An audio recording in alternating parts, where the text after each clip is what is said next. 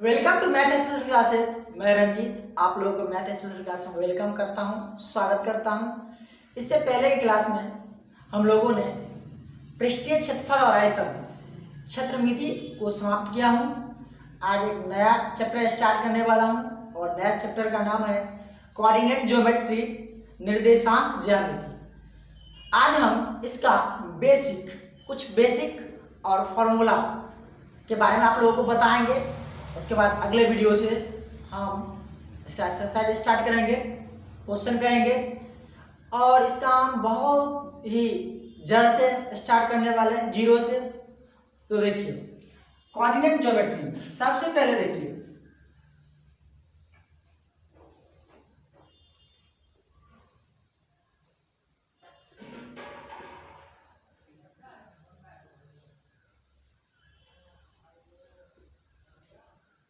इसको हम बोलते हैं एक्स अक्ष या क्षैतिज रेखा भी बोलते हैं। इसको बोलते हैं वाई अक्ष। क्या बोलते हैं? इसको बोलते हैं हम एक्स अक्ष या क्षैतिज रेखा भी बोलते हैं, क्षैतिज रेखा। इसको बोलते हैं ऊर्ध्वाधर रेखा, ऊर्ध्वाधर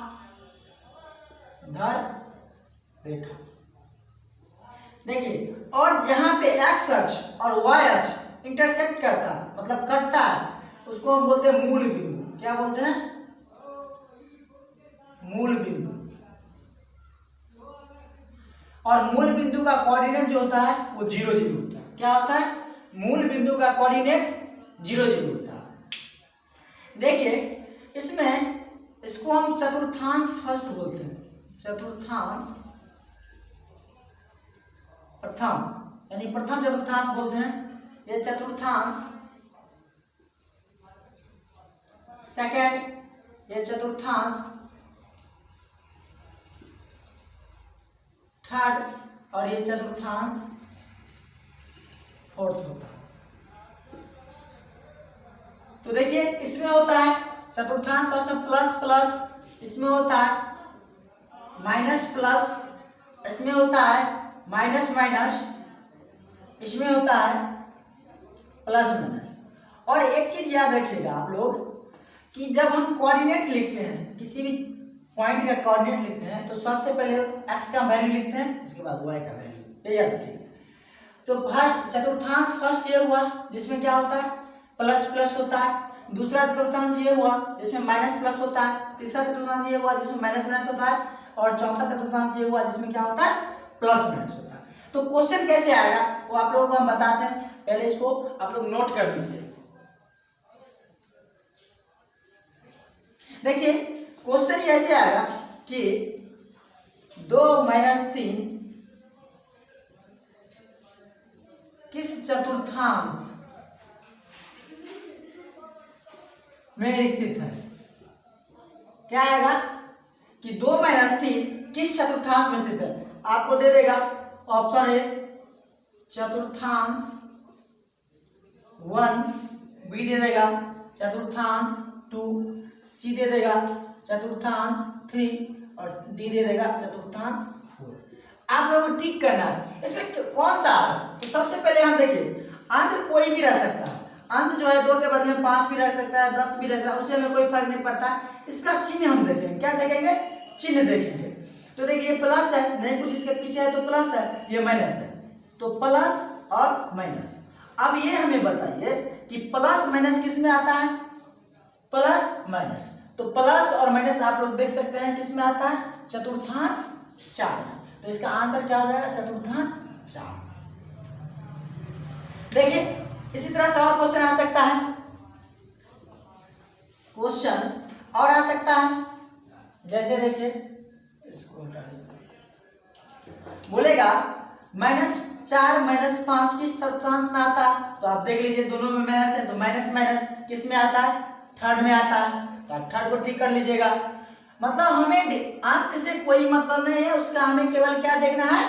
चिन्ह देखना है कि क्या है। अगर माइनस माइनस है तो क्या हो जाएगा? थर्ड हो जाएगा, प्लस प्लस है तो फर्स्ट हो जाएगा, माइनस प्लस है तो सेकंड हो जाएगा, और प्लस माइनस है तो फोर्थ आएगा। आइए एग्जाम में 100% ऐसा क्वेश्चन आता है, इसलिए आप लोगों को अच्छे से आना चाहिए। देखिए और हम एक दो ले लेते हैं। देखिए अगर 15 और 20 बोलेगा तो किस चतुर्थांश में है, कुछ भी रहेगा उससे हमें मतलब ही नहीं है, तो प्लस और प्लस, तो प्लस प्लस किस में आता, फर्स्ट में आता, तो ये मेरा आंसर हो जाएगा। नहीं इसके अलावा और रहेगा -15 और 20, तो देखिए माइनस और प्लस, तो माइनस प्लस किस में, सेकेंड में, तो मेरा भी आंसर हो जाएगा। तो इस तरह से इस क्वेश्चन को हम क्लियर कर सकते हैं। आप लोग देख लीजिए कि हम फिर से एक बार इसको बता देते हैं। इसे हम क्या बोलते हैं, क्षैतिज रेखा, जो गिरी हुई रेखा होती है उसे क्या बोलते हैं, क्षैतिज रेखा या एक्स अक्ष, और जो खड़ी रेखा होती है उसे बोलते हैं ऊर्ध्वाधर रेखा और वाई अक्ष। और जब जहां पे ये दोनों रेखा क्या करता है, कट करता है, काटता है, उसे हम बोलते हैं मूल बिंदु।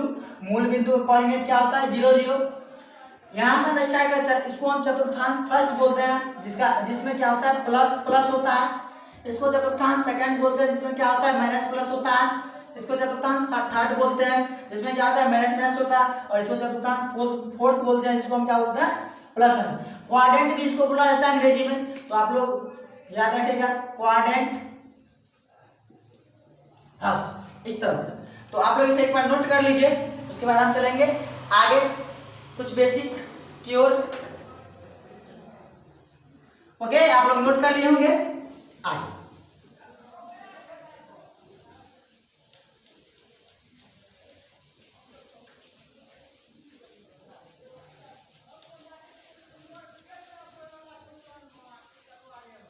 देखिए अगला,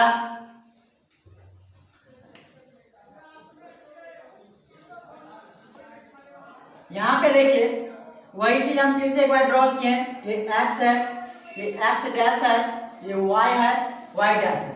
नीचे कोई बिंदु मान लीजिए यहाँ पे स्थित है, इसका नाम a है, इसका कोऑर्डिनेट x और y है। तो देखिए ये दूरी जो होगा, ये दूरी मतलब y अक्ष से ये बिंदु की दूरी वो क्या होगा, x निर्देशांक, क्या होगा, x निर्देशांक। और यहां से जो बिंदु होगा, x अक्ष से जो दूरी होगा वो क्या होगा, y निर्देशांक। ये याद रखिएगा। ये कोई बिंदु A है, इसका कोऑर्डिनेट अगर x और y है, तो y अक्ष से दूरी, y अक्ष से उस बिंदु की दूरी x निर्देशांक कहलाता है, या इसको हम भुज भी बोलते हैं। क्या बोलते हैं, भुज। और x अक्ष से उस बिंदु की दूरी y निर्देशांक कहलाता है, या इसे हम कोटि भी बोलते हैं। क्या बोलते हैं, भुज और कोटि। तो ऐसे हम बोल सकते हैं इसे कि x का वैल्यू जो होता है उसे हम भुज बोलते हैं, और y का जो वैल्यू होता है उसे हम क्या बोलते हैं, कोटि बोलते हैं। क्या बोलते हैं, x का जो वैल्यू होता है उसे भुज बोलते हैं, और y का जो वैल्यू होता है उसे क्या बोलते हैं, कोटि बोलते हैं। तो देखिए क्वेश्चन कैसे आएगा एग्जाम में। क्वेश्चन बोलेगा 2 और 3 में भुज है, भुज है, ऐसे क्वेश्चन आएगा। ऑप्शन ए में दे देगा 2, बी में दे देगा 3, सी में दे देगा ए और बी दोनों, और डी में मान लो दे देगा कोई नहीं। तो आपको ठीक करना है। तो अभी आप लोगों को हम बताए हैं कि एक चीज और बता है कि अगर कोऑर्डिनेट जो होता है उसमें पहले x का मान होता है, उसके बाद क्या होता है, y का मान होता है।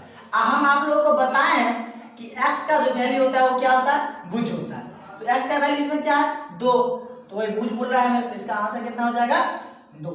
अगर इसी में बोल देगा कि 2 और 3 में कोटि क्या है, कोटि है, तो हम आपको बताए हुए हैं कि y का जो निर्देशांक होता है वो क्या होता है, कोटि होता है। तो इसका आंसर कितना हो जाएगा, 3 हो जाएगा, क्योंकि y का वैल्यू यहाँ पे कितना है, 3 है। तो इससे भी क्वेश्चन एक आते ही है एग्जाम में, इसलिए आप लोग इसे अच्छे से समझ लीजिए। एक बार पहले नोट कर लीजिए इसे। होंगे डिस्टेंस फार्मूला, जिसको हम दूरी सूत्र बोलते हैं,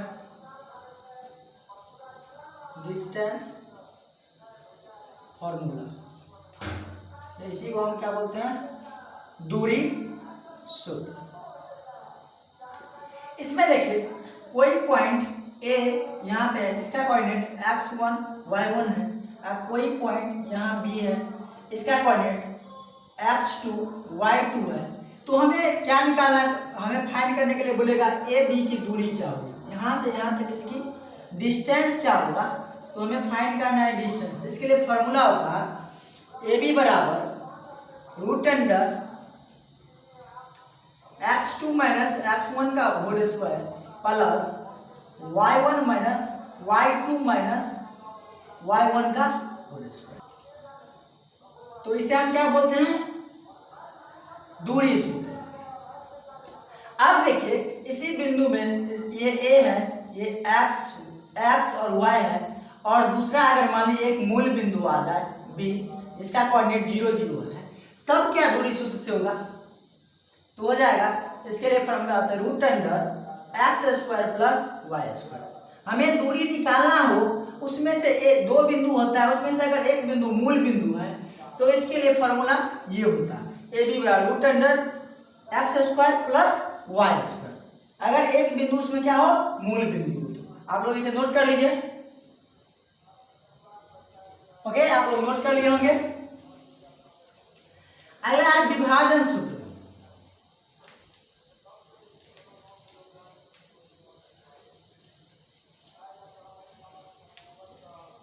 इसको हम डिवीजन फॉर्मूला बोलते हैं, डिवीजन फॉर्मूला, विभाजन सूत्र। ये देखिए एक पॉइंट यहाँ पे एक रेखाखंड है ए और बी, इसका कोऑर्डिनेट क्या है? x1 है, y1 है, इसका कोऑर्डिनेट x2 है, y2 है। इस पर कोई बिंदु P स्थित है जिसका कोऑर्डिनेट x और y है। इसे m1 और m2 में अगर ये विभक्त करता है तो विभाजन सूत्र होता है P बराबर m1 x2 plus m2 x1 बटे m1 प्लस m2। फिर होता है m1 y2 plus m2 y1 बटे m1 प्लस m2। ये फॉर्मूला होता है विभाजन सूत्र का। तो ये होता है x का, ये वैल्यू जो होता है वो x का होता है, और ये क्या होता है? y का होता है। ये हमें जाना। अब देखिए एक चीज और, इसी में अगर ये रेखाखंड है a b, ये x1 y1, ये x2 y2, और ये p जो है ठीक बीच में हो, मतलब आधे पे दूरी पे हो, ये भी एक होना चाहिए, ये भी एक होना चाहिए, ये भी दो होना चाहिए, मतलब मध्य बिंदु हो। तो मध्य बिंदु के लिए फॉर्मूला होता है, मध्य बिंदु के लिए फॉर्मूला होता है P बराबर x1 plus x2 by 2 y1 plus y2 by 2। ये फॉर्मूला होता है। तो आप लोग इसे नोट कर लीजिए एक बार।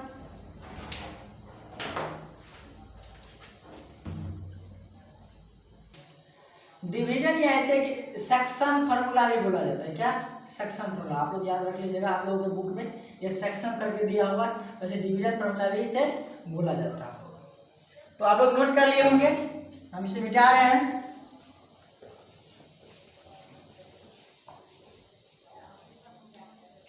अब देखिए, अब हमें अगर कोऑर्डिनेट से किसी भी ट्रायंगल का एरिया कैसे फाइंड करना है, इसके लिए हम फॉर्मूला बताएंगे आप लोगों को।